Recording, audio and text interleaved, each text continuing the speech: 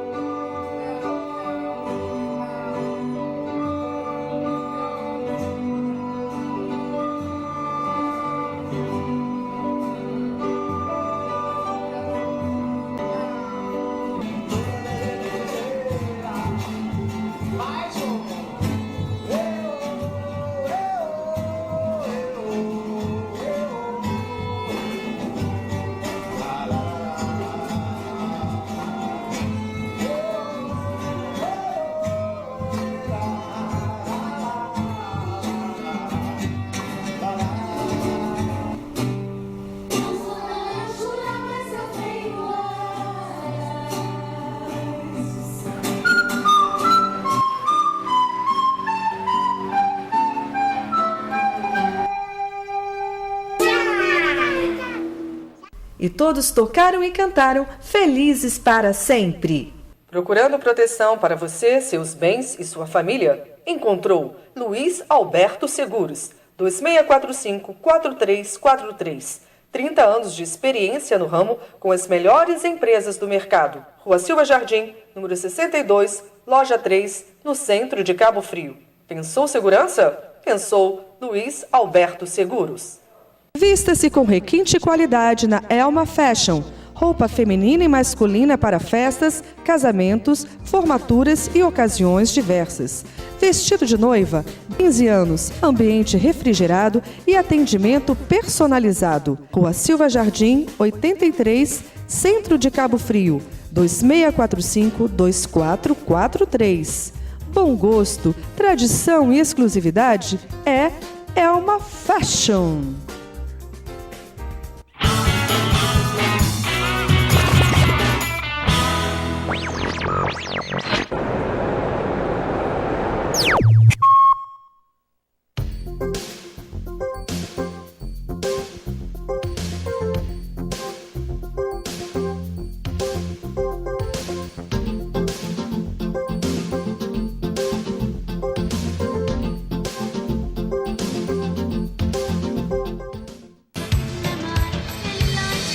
O mundo é pequeno pra caramba.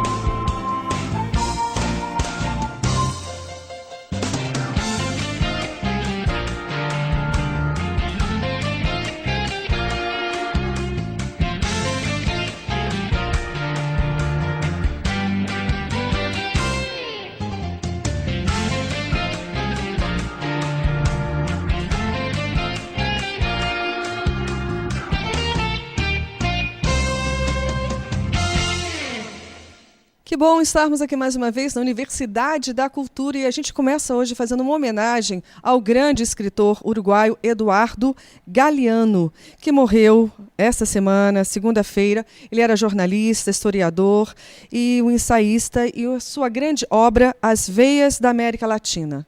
Nós fazemos uma homenagem trazendo uma frase bastante significativa do Galeano, que diz o seguinte: somos bem mais do que sabemos que somos. E nós vamos fazer um mergulho hoje sobre a realidade humana, trazendo um universo que a gente conhece muito pouco. E a gente quer hoje conhecer um pouquinho mais. E quando a gente conhece o diferente, a gente se conhece. Nós vamos hoje falar sobre o autismo.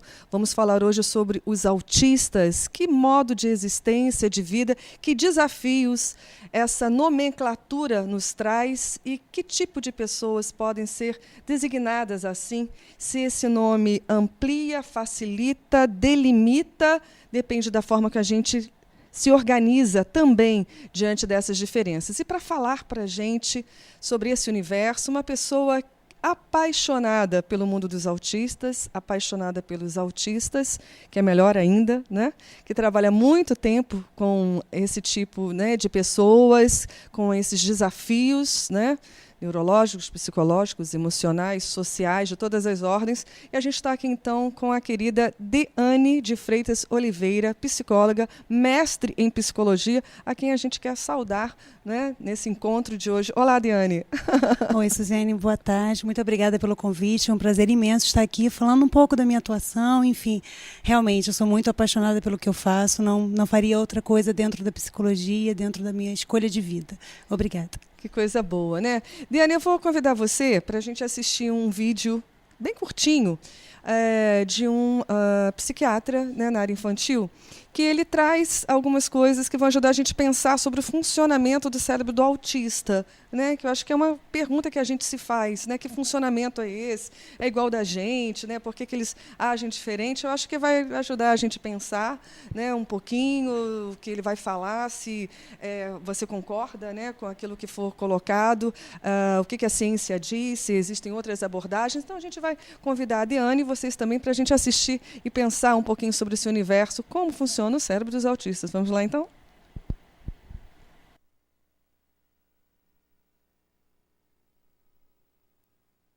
Meu nome é Caio Abujade, eu sou médico psiquiatra infantil, especialista em autismo, convidado pela produção da peça Um Estranho Caso do Cachorro Morto para um debate após a peça. O cérebro do paciente com autismo, ele é um cérebro um pouco diferente do nosso.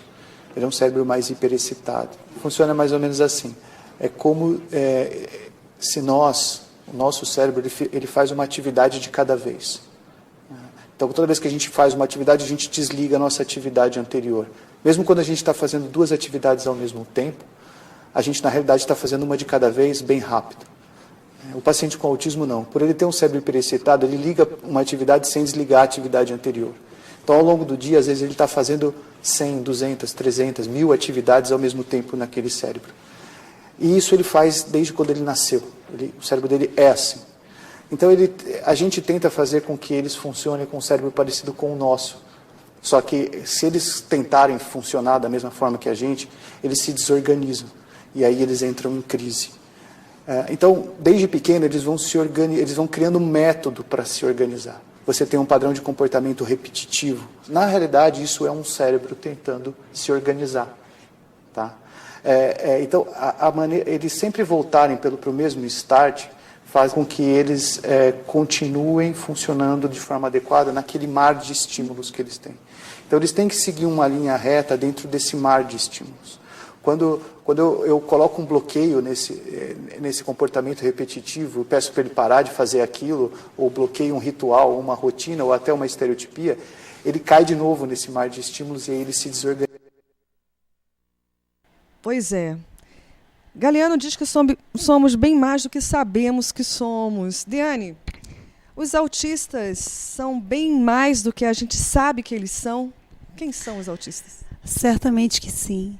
Eu acho que se faz premente a gente conceituar dentro do DSM-5, dentro das novas colocações e da visibilidade que se tem hoje do conceito do espectro do autista, né? Dentro do rol das psicopatologias. É um distúrbio da família, da socialização, então socializar-se para o autista é uma questão bastante peculiar. Ele tem um início precoce e curso crônico, no sentido de que precoce, a partir dos 3 anos de idade, a gente consegue fazer um diagnóstico bem preciso. Mas cada vez a gente vem recebendo em consultórios crianças com 1 ano e meio, com 2 anos, eu chamo de cotoquinhos de fraldas, né, que são os nossos cotoquinhos de fraldas. E isso é muito importante, porque quanto antes se diagnostica, antes a gente consegue intervir. E as intervenções a gente consegue melhorar a qualidade qualidade de vida, né? E há um curso crônico porque acompanha o indivíduo durante toda a sua ontogênese, né? A ontogênese é o quê? Desde que é embrião até a seu momento atual de vida, é a história de vida desse sujeito. Ele tem um impacto em áreas múltiplas e nucleares do desenvolvimento, né, que perpassa, né, que vai desde o estabelecimento da subjetividade, das relações pessoais, da comunicação, da linguagem, até as capacidades de se adaptar a este mundo. Convenhamos que se adaptar a este mundo não é uma coisa muito simples. E, para eles, isso é um pouco mais ainda delicado, né? A capacidade de se adaptar a este meio, a esse universo. Né? Muito bem falou o psiquiatra, né? Dessa desorganização, e não é só uma desorganização, mas é um funcionamento que não que seja normal ou anormal, é simplesmente diferente. Não tem um funcionamento neurotípico, é um funcionamento atípico. E esse funcionamento traz percepções muito diferentes. Então, estudos recentes vêm comprovando para a gente que 90% das crianças diagnosticadas com esse transtorno, eles vão ter algum déficit no processo, na forma dos processos de sentido, de percepção, que são os processos básicos, né? Percepção, aprendizagem, sentimentos. E se você não consegue perceber esse universo de uma forma regular, se eu percebo esse universo de uma forma diferente, é lógico que eu vou trocar com ele de outra forma também, né? Se eu recebo o estímulo de um jeito, eu vou trocar com este estímulo de um outro jeito. Então, o funcionamento é diferente. Então, você está dizendo que o autista, né, a gente pode pensar, ao falar do autismo e do autista, que é um transtorno. Existe um transtorno autista, né, que isso já é a partir do nascimento, que acompanha toda a história desse indivíduo? Na verdade, isso é um grande desafio ainda. Estão se fazendo inúmeras pesquisas, né? O campo científico vem largamente estudando as causas, as origens. O que se percebe, o que a gente tem hoje é que a criança ela nasce e vem se desenvolvendo normalmente, tipicamente, né? Até um determinado momento. Em torno de um ano e meio, começa a não ter essa adaptação tão estabelecida ou tão dentro da normalidade. E aí a gente consegue perceber algumas alterações. Alterações em quais sentidos? Alterações, o que a gente chama de tríade do autista, né? Ou tripé do autismo, que seria uma alteração na linguagem. E quando eu falo linguagem, não é só uma linguagem verbal, mas é uma linguagem de expressão facial, de expressão corporal, de compreensão desses fenômenos, de relacionamento mesmo, de estabelecer vínculos, de se relacionar. São necessidades inespecíficas, como fobias, autoagressão, maneirismo, estereotipias. Eles têm alguns alimentos determinados que eles gostam e não querem substituir, não querem outros. Então, são fobias, né? São manifestações inespecíficas que a gente não consegue compreender. Mas aí começam a apresentar esse tipo de comportamento, estabelecer o olhar, né? O gesto. Tudo isso fica muito empobrecido, na verdade. Ele tem um funcionamento simples, uma cognição simples. Ele não consegue perceber em você uma expressão de choro, uma expressão de riso, e isso torna os vínculos, né, relacionais muito prejudicados. Certo? Na prática, digamos, esse bebezinho, essa criança que vem até um ano de vida, né, sem apresentar nenhum sinal que haja alguma diferença do comportamento dele para uma outra criança, em algum momento passa a responder ou não responder, né, de forma que quem está do lado de fora consiga entender o que está acontecendo com essa criança. Perfeito, né? Sim. E aí a gente vai, esse pai, esse profissional, faz uma interrogação sobre esse comportamento e começa, então, uma pesquisa, né? O que está acontecendo com essa criança? Eu acho que é a primeira pergunta dos pais, né? Sim, vamos tentar entender o que está acontecendo, e requer um olhar carinhoso, gentil e um olhar, de fato, singular, específico para esse filho, para essa criança. E, assim, falando um pouco de diagnóstico, Na clínica, enquanto psicóloga, o diagnóstico ele é clínico a partir de observação direta do comportamento e de uma anamnese muito bem feita e rigorosa com os pais ou responsáveis. Mas o diagnóstico hoje, nós tínhamos dentro do espectro, várias nomenclaturas. Tinha síndrome de Asperger, síndrome de Williams. Hoje, existe uma escala chamada escala de Kars.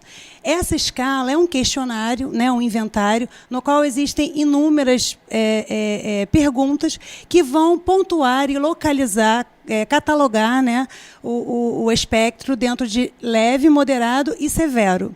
Só quem pode dar e aplicar este questionário é o neuropediatra ou o psiquiatra infantil. Né, e aí vai catalogar para a gente se ele é leve, se ele é moderado ou se ele é severo. Apenas nesses três níveis. Então, agora a nova classificação não trabalha mais com as terminologias, né, das síndromes, que faziam a diferença entre autismo e essas síndromes, e agora uma classificação que coloca o autismo em graus, né, de dificuldades desse transtorno, né? Perfeito. Você trouxe um vídeo para a gente, não foi? Sim, trouxe sim, um pouco para elucidar. Isso tudo, né, que a gente está falando, na verdade, é para trazer um pouco da experiência, porque esse é um olhar, não é meu, não é terapêutico, não é dos pais, não é do familiar, nem dos amigos. É um olhar do próprio sujeito ao qual está acometido, né, de todas essas manifestações. Gente, é um vídeo sensacional. A gente vai ver uma primeira parte agora de uma menina, né, diagnosticada com transtorno autista, e ela vive uma experiência fantástica, o amor dos pais, a dedicação a essa menina, e vamos ver se isso transforma, dá resultado ou não. Transtorno autista, autismo, e quem é esse ser dentro de todas essas perguntas, todas essas nomenclaturas, e que limites há para o amor? Vamos então ver um pouquinho desse vídeo. Sensacional. Now, what may be the most remarkable coming out event we've ever seen. A little girl is unable to speak a word or connect to the world around her in any way. Or so everyone thought, until she turned 11 and suddenly something remarkable happened. ABC's John McKenzie has the story of a girl breaking out of her own body. You don't know what it feels like to be me. When you can't sit still because your legs feel like they're on fire, or it feels like 100 ants are crawling up your arms. How is it that these powerful words came out of this flailing body? People look at me and assume I am dumb, because I can't talk. Something extraordinary happened to this 14-year-old who was written off as mentally deficient, something that may help unlock the mysteries of a baffling disorder. What do I want? I want to be like every other kid. But I can't, because I am Carly. Born in Toronto, Canada, Carly Fleischman was 2 years old when it became clear she was not keeping up with her twin sister Taryn. When you're told your child is going to be developmentally delayed, that they might achieve the developmental level of a 6-year-old, it's like being kicked in the gut. When Arthur Fleischman and his wife Tammy learned the diagnosis was autism, they expected the worst, that the twins were headed in different directions. And how bad did it get for Carly, those first few years? Awful. Part of her delays prevented her from walking, from sitting up. It was clear that Carly, like most autistic children, was lost in her own world, perpetually swimming underwater. And all the doctors would say, you're the parent. You should do as much as you feel you need to do for this kid. Carly, stand up. The Fleischmans were on their own. Experts told them that early intervention was critical. You use your fork. So ever since Carly was 3, her therapy has been intensive, unrelenting. This took about 40 to 60 hours a week of one-to-one therapy. She always had about 3 to 4 therapists working with her. And if you're not getting results with one approach, you move on and you try something else. You didn't give up. You pushed Carly. And when you look in Carly's eyes, you can see an innate intelligence. So we never gave up. We never gave up. But if there was intelligence, Carly's ceaseless rocking, flailing arms, and tantrums hid any trace of it. Worse, she couldn't speak. Not a word. I did not have any expectation that she would have a fluent form of communication. Dr. Nicole Walton Allen is a clinical psychologist who led Carly's therapy program. Her profile was that of a child who was severely autistic and more than likely moderately mentally retarded. And did you ever think about institutionalizing her? We had friends saying, you know, you've been plugging away, spending thousands of dollars on therapy. You're not really seeing the progress. So, of course, you start thinking about, should she be in a group home? But you decided against it. I could never do it. Could never do it. How can you give up your kid? Despite thousands of hours of therapy over months and years, Carly's progress was excruciatingly slow. That is until one day 3 years ago when Carly was 11. She ran to a computer for the first time, and what happened next was a breakthrough so profound it would finally pierce Carly's silent, secret world. And she was quite distressed, and she starts to spell H-U-R, and it was like T, hurt.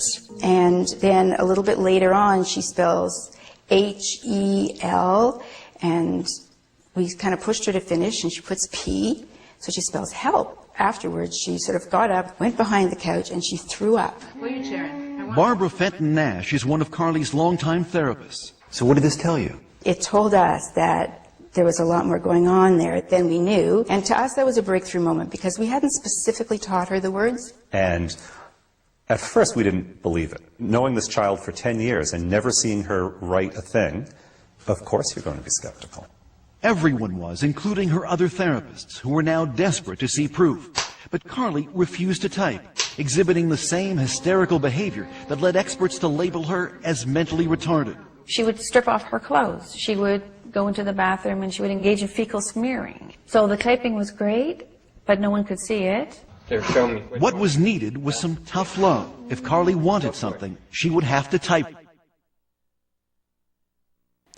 História da Carly. Diane, a gente vem, né, de uma época recente, a gente encontra ainda, né, em alguns lugares.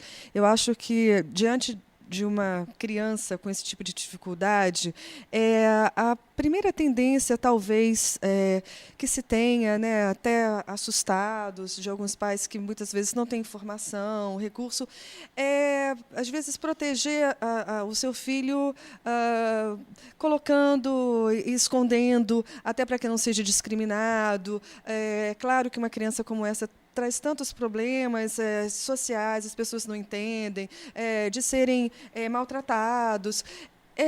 Aí a gente vê esse pai, né, tão aguerrido, né, no tratamento da sua filha, e o entrevistador pergunta, em algum momento você desistiu? E as pessoas diziam, poxa, você está tratando, está gastando tanto dinheiro, isso não tem chance de melhorar, é assim mesmo. E aí me ocorreu uma pergunta, quer dizer, qual é o caminho, né? Investir ou desistir? Então, Suziane, desistir é uma palavra que, sinceramente, me traz um desconforto tamanho. Mas quando eu assisto esse vídeo, me vem uma frase da Frida Kahlo que eu gosto muito.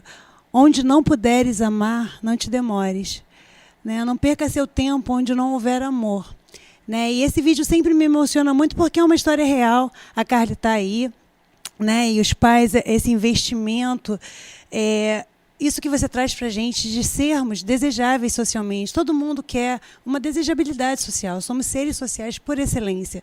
Né? Estamos inseridos nesse social que nos circunda e que nos esmaga também. E que cobra tanto, né? Cobra sermos padrões, sermos perfeitos, estarmos dentro desse movimento, ter um padrão de beleza, um padrão de comportamento, um padrão de educação, enfim. E isso traz para os pais, num primeiro momento, o diagnóstico do autismo, um medo muito grande. O que eu quero que meu filho seja? Feliz. Será que ele vai conseguir ser feliz? Como eu vou ajudá-lo a lidar com essas manifestações que são tão peculiares e diferentes, né? Eu não sei lidar. Então, essa inabilidade dos pais em lidar com essa situação traz uma série de desconfortos e eu sempre digo que a gente tem que estar auxiliando eles também, não só a criança, né? É um espectro que vai atingir a família diretamente, seus núcleos familiares, seus núcleos sociais. E, assim, esse vídeo ele traz para a gente o quanto que um só uma única área, quando eu falei de áreas múltiplas e nucleares. Áreas múltiplas no sentido de que eu preciso, para tratar de todo esse aspecto, eu preciso de um psicólogo, eu preciso de uma fonoaudióloga, de um terapeuta ocupacional, de um psicopedagogo, de um psicomotricista, de um musicoterapia, né? Você tem uma fábrica de música e assim é unânime a música, eles são completamente apaixonados por música e talvez você tenha essa experiência, né? Até para trazer para a gente o quanto que isso é envolvente para eles. E assim, fica para mim, eu que trabalho com A, B, C, D, enfim, trabalho com todas as esferas sociais, economicamente falando, uma preocupação. Hoje há muito investimento em pesquisa para se encontrar as causas. E é lógico que se faz importante. Mas a minha preocupação é o quanto que uma criança que tem um poder aquisitivo um pouco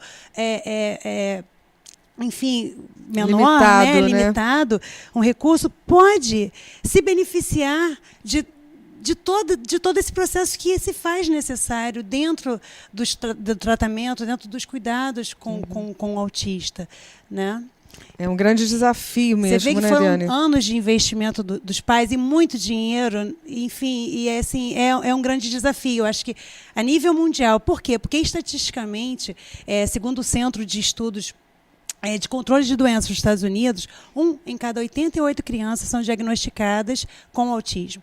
É um número alarmante, assustador, né? E assim, no sentido de que não tem uma classe social, é um problema a nível mundial, não tem uma raça, não tem... Enfim, atinge a todos, a todos. E tem um dado curioso, nós mulheres somos menos acometidas. 1 a cada 5, uma menina e 5 homens que nascem com o transtorno, né, com o espectro do autismo. Então, assim, é importante. 14% da população hoje é autista. E a gente precisa pensar sobre isso, a gente precisa refletir sobre isso. E aí vem a questão da inclusão, que enfim, está sendo obrigado as escolas a utilizarem, mas ninguém foi preparado para isso, né? Não foi mediado, não houve uma preparação, uma mediação escolar para como receber essas crianças. Enfim. Pois é, a gente vai falar um pouquinho mais disso, né, no segundo bloco, com a segunda parte da história da Carly, que mostra o que aconteceu, né? A gente viu ela iniciando um ensaio de digitar, né, usando o teclado do computador para dizer o que estava acontecendo com ela, que ela estava com dor e pedindo ajuda, e a gente vai ver daqui a pouquinho como que essa história termina, né, no sentido de como ela está hoje, porque ela está viva e produzindo coisas a partir, né, dessa intervenção. E eu quero terminar, Diane, você me fez pensar, quando você fala de desejabilidade social, que me parece que quando a gente está diante de desafios tão grandes quanto esses, né, de diferenças existenciais tão grandes, que a gente tem que começar, uma família, né, a se sentir desejável socialmente a partir do aparato do amor, né? Porque é admirável, eu certamente quero estar perto de pessoas que tenham essa capacidade, né, de transcender, amar um filho que subverte todos os padrões de aceitação, né, e sustentar essa relação e colocá-los no mundo e dizer assim, olha, eu tenho direito, meu filho tem direito e aprendam com a gente. Eu acho que isso é muito legal, né? Sim, com certeza, muito. A gente volta daqui a pouquinho? Sim.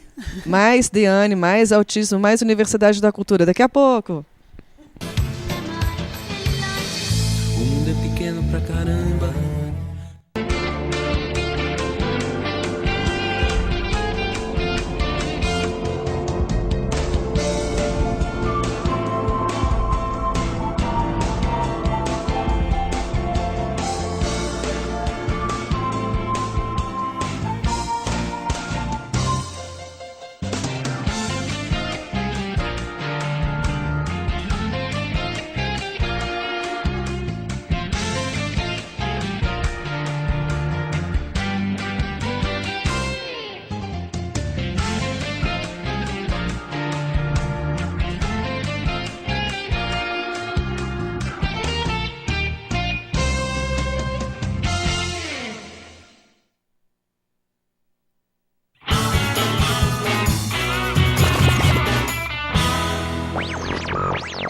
Vista-se com requinte e qualidade na Elma Fashion.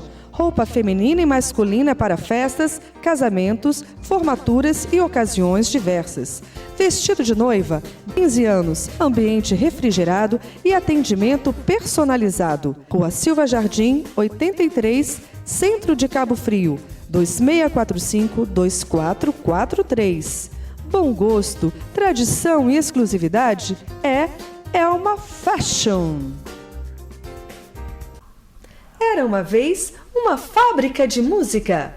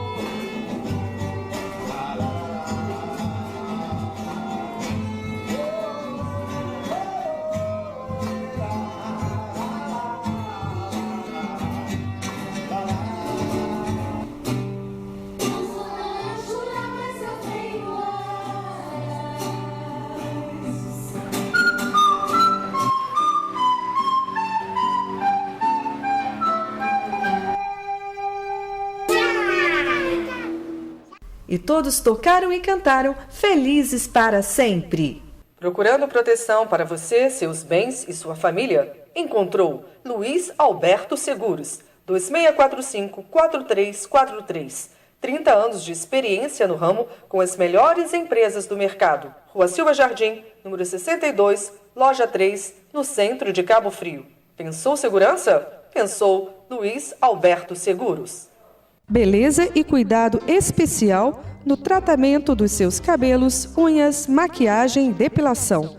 Tecnologia avançada e produto das melhores marcas, com uma equipe altamente qualificada. Rua Silva Jardim, 99, Centro Cabo Frio, 2643-3164. Elma Coifer, satisfação garantida.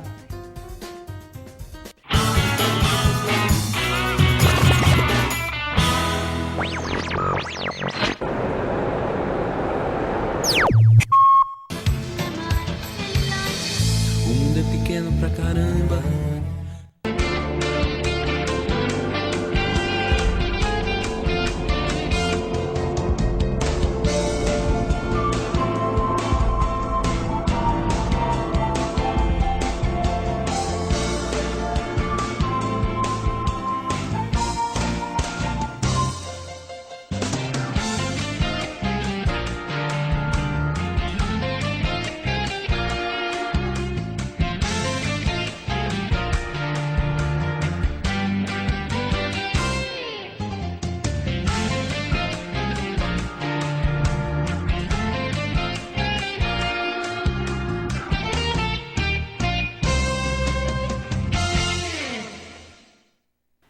Olá, a Universidade da Cultura hoje fazendo uma homenagem a Eduardo Galeano, que morreu na segunda-feira, dia 13, escritor, jornalista, historiador, com seu livro conhecidíssimo As Veias Abertas da América Latina. E nós estamos pensando sobre uma frase do Galeano: somos bem mais do que sabemos que somos. Estamos falando aqui com a psicóloga, mestre em psicologia, Deane Freitas. Mas antes eu quero dar algumas notícias culturais muito interessantes.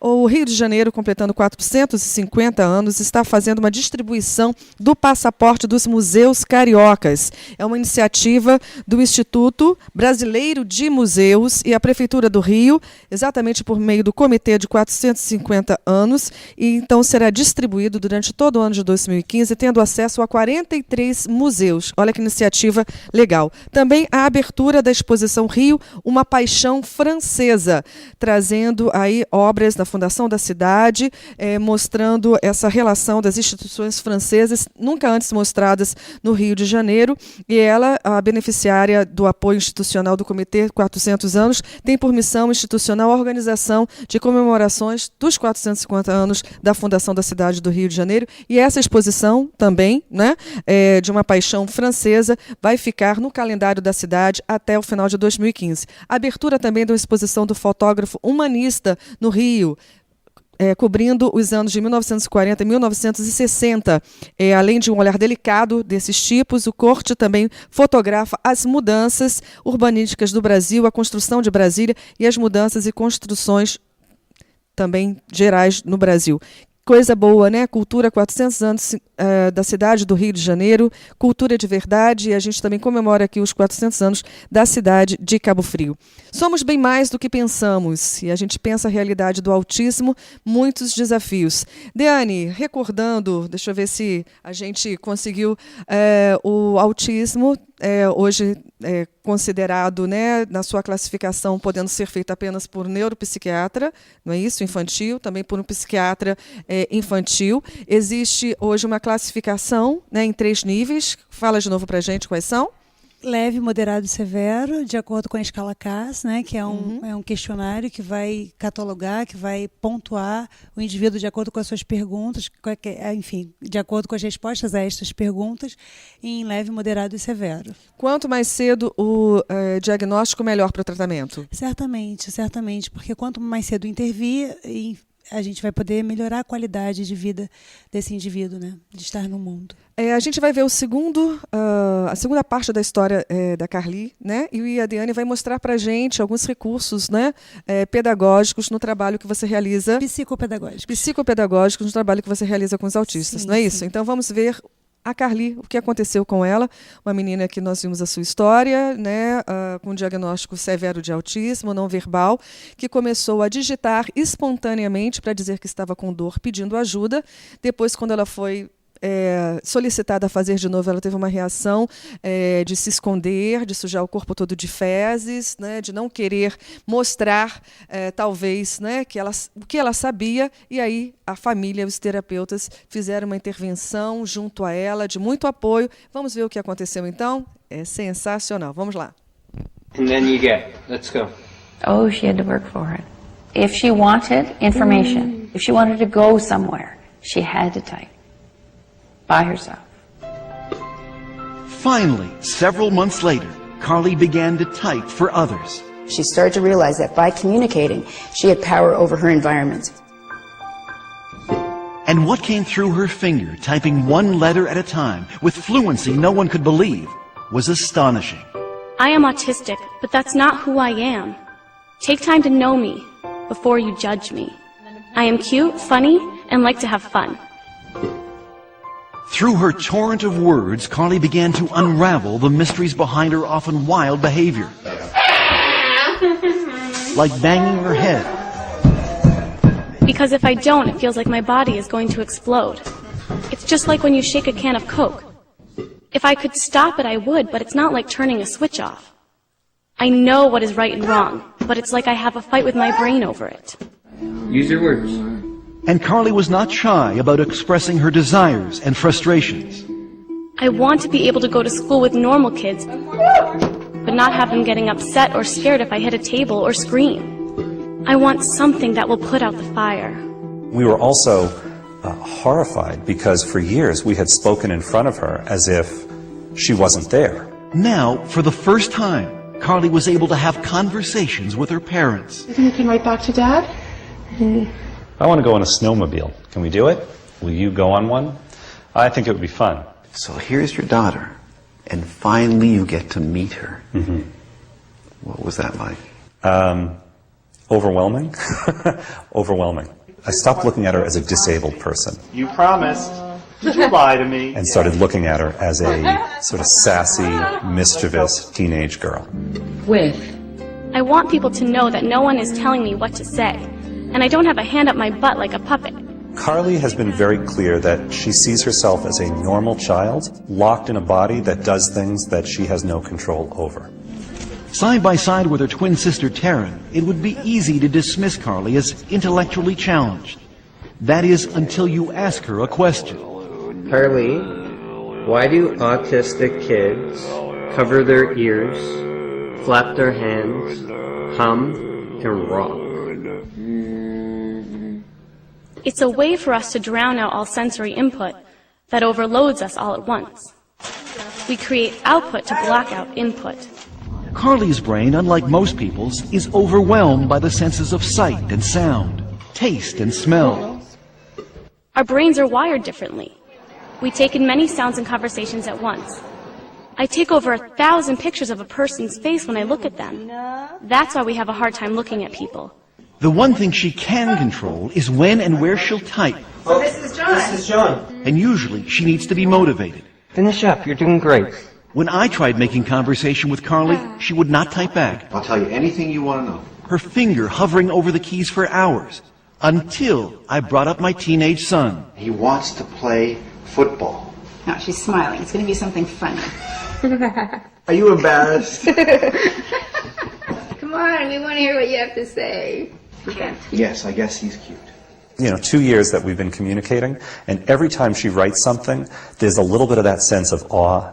The room resembled a ship's cabin. Its walls Dear Dad, I love when you read to me, and I love that you believe in me. I know I'm not the easiest kid in the world. Give me a kiss. However, you are always there for me, holding my hand and picking me up. I love you. I'll go through many sleepless nights to hear that. I'll spend every penny we have to hear that. Was there one writing in particular that left a lump in your throat? In this writing where she says, "You've never been in my body. I wish for one day you could be in my body."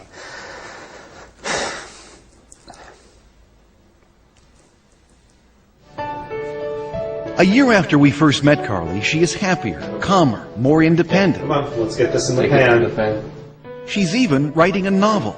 I think that humankind is just oblivious to things that have been around for many years. She also has her own internet blog and twitters regularly, answering questions from people all over North America. I think Carly knows that she now has a voice that can help other kids. Now she looks at herself as someone who can make a mark on the world. And that's got to be life-changing. What do you hope for Carly now? I want her to be happy. I want her to have dreams and goals and accomplish those goals in spite of her challenges. I think the only thing I can say is don't give up. Your inner voice will find its way out. Mine did. Eu vou ali um pouquinho, caiu cisco no meu olho, entendeu? É emocionante. Emocionante, sim, certamente. O Galiano tem uma frase que ele termina dizendo que o corpo é uma festa. Me parece, né, vendo esse vídeo e ouvindo o neuropsiquiatra, né, lembrando como o cérebro do autista funciona, que para o autista, em alguns momentos, a gente poderia dizer que o corpo é uma prisão? Sim, uma prisão da qual ele não consegue dominar, entender e sair. Não consegue. Agora, esse vídeo ele nos traz algumas reflexões importantes em cima do funcionamento mesmo do autismo, do autista, do transtorno do processamento sensorial, de como ele percebe este mundo. Eu tenho pacientes que os pais querem fazer recreações simples, como levar ao cinema a sua criança, lazer em família. Comum a gente fazer isso na nossa rotina, com os nossos familiares. E aí ele pega o filho carinhosamente, gentilmente, e leva para passear. E chega dentro de um cinema com uma tela enorme, com muitos estímulos, com um som, né, num volume que para a gente não incomoda. Mas quem tem esse déficit, nesse processamento sensorial, e eles são acometidos disso, faz com que esse estímulo cause dor. Então, muitas vezes, a gente vai ver crianças tapando os ouvidos e a gente vai achar, para com isso, você está fazendo bobagem. E, na verdade, está doendo. Então, entender que lugar é este, que funcionamento é este do corpo, né? Do corpo, de como esse corpo está no mundo. Por exemplo, os sistemas proprioceptivos e vestibular, né? Que vão dar para a gente essa localidade. eu sei que eu estou sentada, eu não estou em pé nem deitada. Esse sistema, para eles, existe um déficit. Esse déficit, eles tentam se regular o tempo todo para estar aqui. Por isso que eles fazem as estereotipias, os maneirismos, os movimentos, né, de flat. Isso são movimentos de tentar se organizarem para estar aqui, né, para estar neste ambiente, para estar cercado desses estímulos que para eles são muito mais desconfortáveis do que para a gente, né? Porque eles percebem de uma outra forma, de um outro olhar. Denise, você estava falando, assim, e me ocorreu exatamente, né, que a Carly, ela coloca, né, na primeira expressão verbal dela através do computador, né, me parece a designação perfeita do que é o autismo. As duas palavras, dor e ajuda. E sai correndo e vai vomitar. Mas ela... Dor, que é uma condição, né? Como dói se fosse, o tempo todo.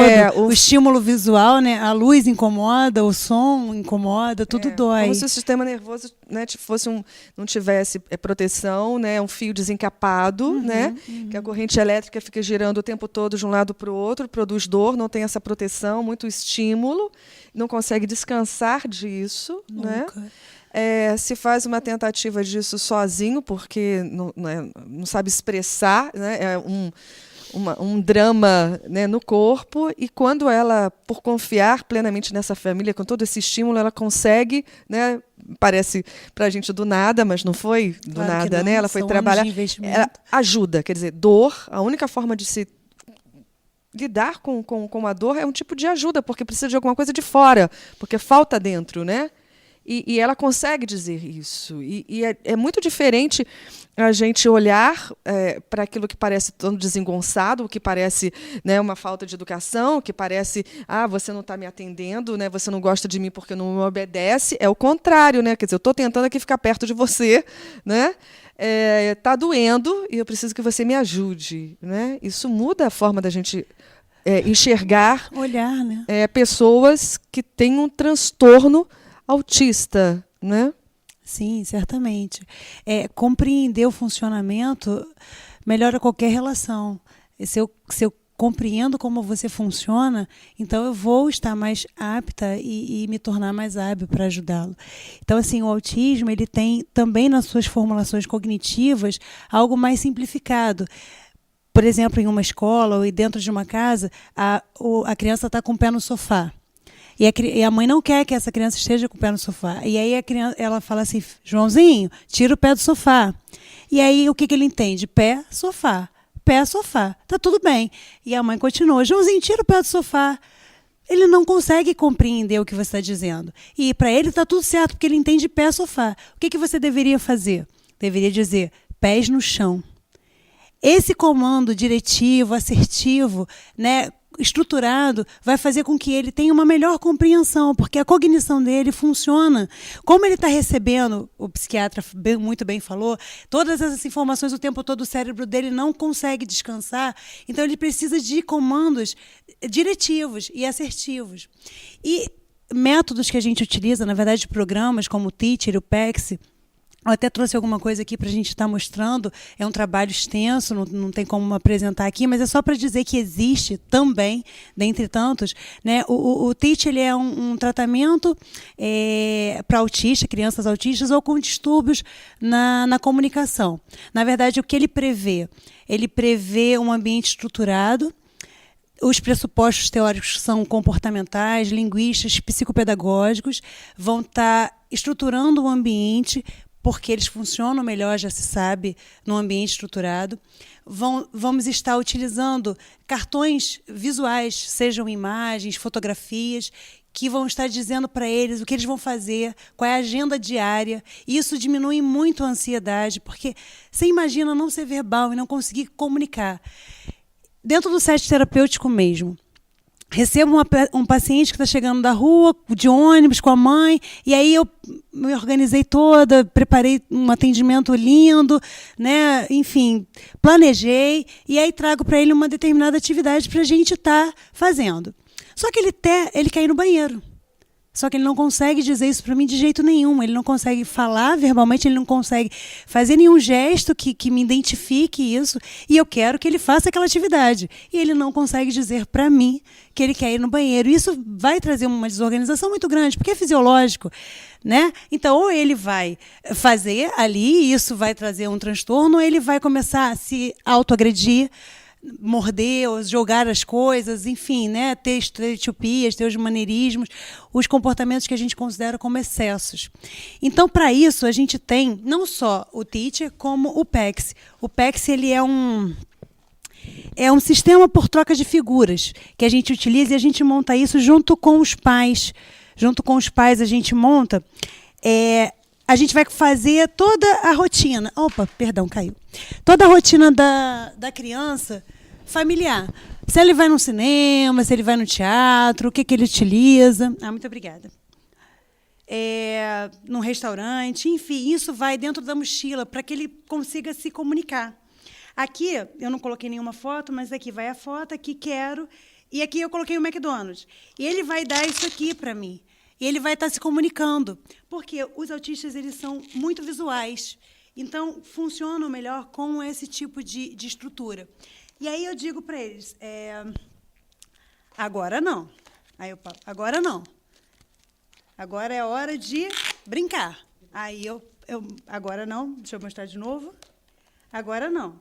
Agora é hora de brincar. Eu troco a figurinha do McDonald's, né, coloco aqui dentro de volta, e falo, agora é hora de brincar para ele. E assim, mesmo que ele queira ir no McDonald's, ele não queira brincar, ele foi entendido. Ele percebeu que você sabe o que ele está querendo, só que não é a hora. Então, assim, você vai dando para ele o espaço, a comunicar. Imagina como é muito difícil você não conseguir se comunicar, né? E eu sempre faço, eu dou alguns cursos e algumas palestras, e eu falo assim, vamos fazer uma dinâmica de experiência de ser um autista. Tentem falar alguma coisa para esta pessoa sem usar a linguagem verbal, a linguagem gestual, a linguagem corporal. Como é difícil, como vocês vão se sentir estando nesse lugar, né? Então, é a experiência de ser um autista. E o PECS ajuda muito a gente com isso, e os pais também. E aqui a gente trabalha emoções. Como eles têm dificuldades, né? Isso aqui é uma pastinha. A gente confecciona, gente. Essa eu confeccionei para trabalhar emoções. Eles não compreendem a expressão de riso, de choro. Então, a gente ensina isso para eles. E o muito importante assim, do vídeo é que a Carly ela só vai passar a escrever quando ela encontra prazer, quando ela percebe algo que motiva, uma meta e um objetivo a ser alcançado com aquilo. Então, assim, o cérebro ele só se organiza quando existe prazer. É importante para a gente pensar quando a gente estiver intervindo ou, enfim, olhando para essa criança. E aqui a gente vai, né, tirar os papelzinhos, ensinar chorando, feliz, surpreso, e trabalhar as expressões emocionais. Isso a gente trabalha animais, trabalha a rotina de vida diária, enfim, uma série de coisas, né? Tem uma paciente... Obrigada, Suziane. Eu tive uma paciente que ela tinha completa aversão a tocar em bolinhas de sabão. Como é que essa paciente lavava a mão? Não lavava. Ela tinha dificuldade de fazer nessa bolha de sabão esse movimento. E isso causava um transtorno para a família. E aí, o que a gente pensou? Bom, eu, em determinado momento, falei assim, vou levar um baldinho com água e sabão líquido e uns canudinhos. Comecei a fazer bolinha de sabão com ela. E ela começou a achar muito engraçado aquelas bolinhas de sabão. Eu falei assim, você quer me ajudar? Quer fazer comigo? E ela se motivou a fazer e fez. E começou a achar aquilo engraçado. Vamos estourar as bolinhas?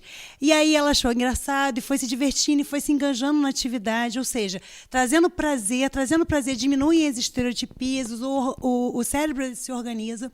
E a gente foi estourando as bolinhas, e isso foi fazendo com que ela tocasse e dessensibilizando essa percepção tátil que para ela era tão aversiva, né?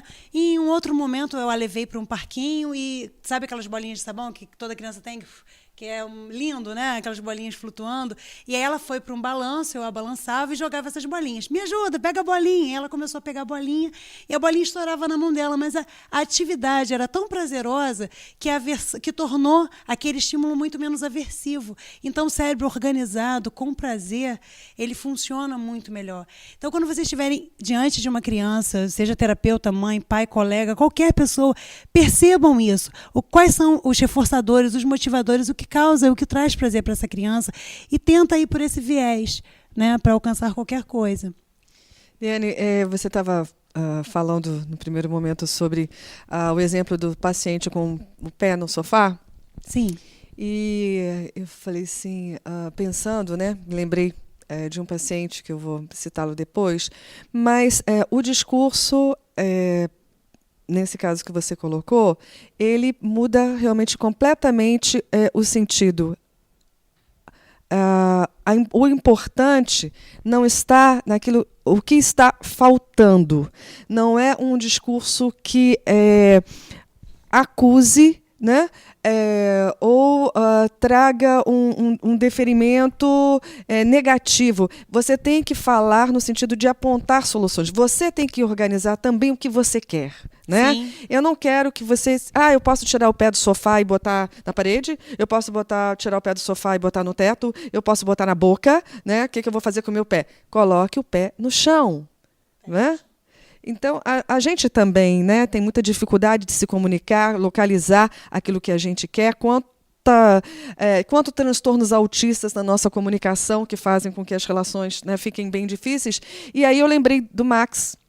E falando do Max, eu quero fazer uma homenagem, né, a todos os pacientes, a todos os nossos pacientes, né, que nos ensinam tanto, né, aos pais, aos terapeutas, a casa que eu sempre trabalhei durante tantos anos, né, o Espaço Cultural Tocando em Você.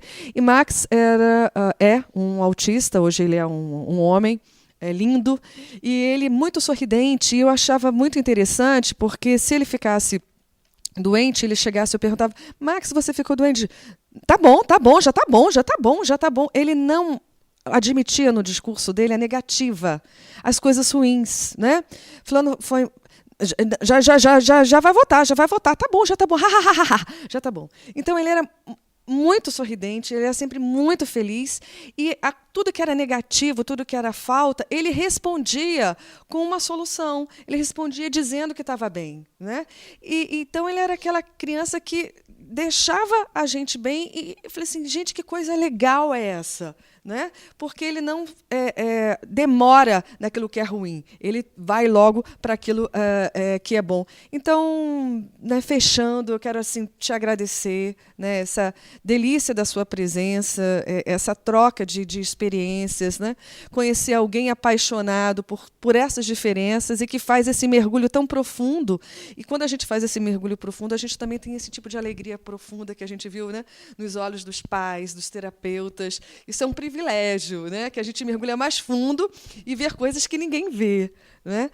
Então eu quero te agradecer, que você deixe também o seu contato, a possibilidade da gente fazer um encontro, né, aqui com pais para tirar dúvidas. Entre na página da Universidade da Cultura, pode deixar também lá a sua dúvida, a gente vai dirigir a Deane, queremos fazer, né, essa interlocução com essas várias formas de existência, né? Somos mais do que sabemos que somos. Então, queria deixar a chance de você se despedir, né, dizer aí o seu último recado e a nossa gratidão, esse prazer, né, de ter você aqui. Certamente vamos aprender muito, porque você nos traz, né, essa doçura, essa tranquilidade. Então é prazeroso te ouvir, prazeroso ouvir sua experiência. Muito obrigada. Suziane, muito obrigada. Eu também me emociono sempre, me emociono com o nosso trabalho, com a proposta que a gente faz. Eu agradeço imensamente o espaço, né, para falar disso.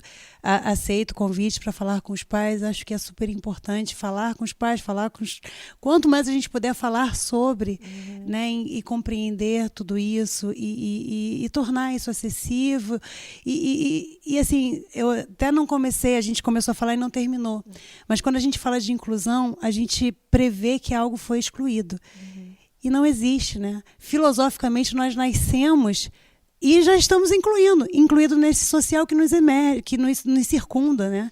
Então, não há inclusão, há simplesmente uma adaptação, um olhar diferente. E assim, muito obrigada. O meu telefone é 981370789. Meu e-mail é deanedefreitas.psi@gmail.com e fico à disposição para dirimir eventuais dúvidas, para trocar com pais, com terapeutas. Eu acho todo tipo de troca grandioso e eu fico agradecida imensamente. Muito obrigada. Universidade da Cultura, homenagem a Eduardo Galeano. Somos mais do que sabemos e autistas, não autistas, somos gentes que precisamos romper todas as nossas dificuldades, seja no corpo, seja na mente, seja socialmente, para deixar brotar a nossa verdade mais profunda, que é a verdade do coração. Quanta coisa Carly me ensinou, espero que tenha ensinado para você também, da mesma forma que ensinou para a Deane e para tantos outros. A gente volta já. O mundo é pequeno pra caramba.